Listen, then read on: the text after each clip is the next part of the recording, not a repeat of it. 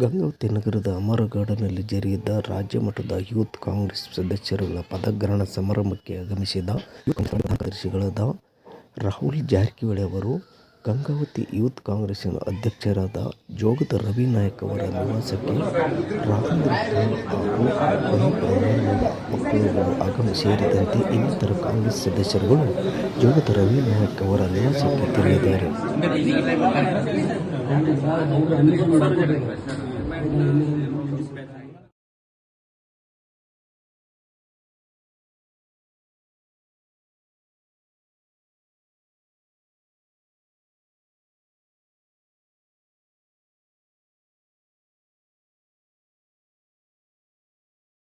ಕಾರ್ಯನಿರ್ವಹಿಸುತ್ತೇನೆ.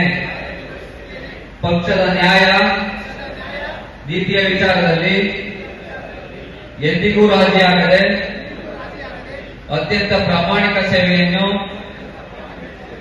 ನೀಡುತ್ತಾ ಯುವ ಕಾಂಗ್ರೆಸ್ ಮೂಲಕ ಜಾತ್ಯತೀತ, ಸೌಹಾರ್ದಯುತ, ಶಾಂತಿಯುತ ಸಮಾಜ ನಿರ್ಮಾಣಕ್ಕೆ ಶ್ರಮಿಸುತ್ತೇನೆ. ದೇಶಕ್ಕೆ ಸಹಕಾರ ನೀಡುವ ವಿಚಾರದಲ್ಲಿ